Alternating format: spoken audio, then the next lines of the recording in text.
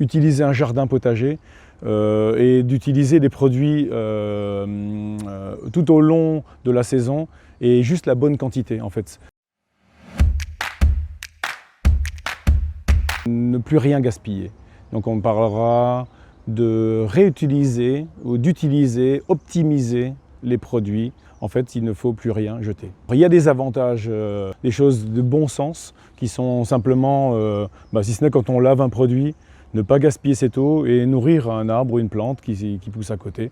Ça, c'est des choses très simples. L'énergie aussi, fais attention à ne pas utiliser et gaspiller l'énergie. Quand on allume un four, on le réfléchit et on essaye de cuire et d'utiliser cette énergie tout au long du process, c'est-à-dire cuisiner différentes choses en même temps et utiliser le soleil.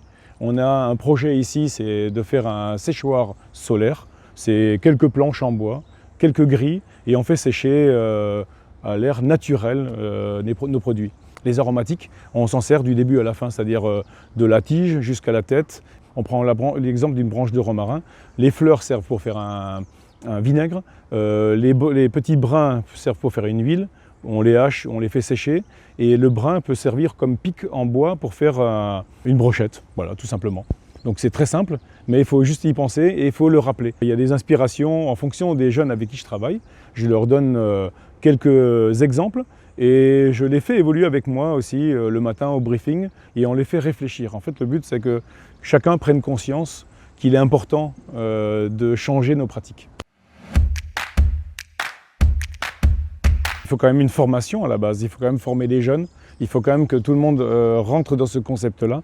Et alors les difficultés sont le surplus, par exemple, de produits qu'on n'utilise pas. Au quotidien, nous on fait un bouillon. Voilà, on veut faire un bouillon végétal pour cuisiner toute la journée. On mouille les potages, les jus, des légumes qu'on cuisine avec ce bouillon végétal. Et c'est ce qui, en fait, c'est notre fil conducteur de la journée. Le but dans un restaurant, c'est plus d'avoir une carte à rallonge, c'est plutôt d'avoir un menu. Et c'est ce qu'on pratique chez nous ici. On propose un menu. La rareté fait qu'on aura un produit frais. On a plutôt une ardoise où on le dit oralement. On utilise des fois des feuilles, on utilise des fois une tuile pour écrire simplement un menu, quoi. Voilà, et ça suffit.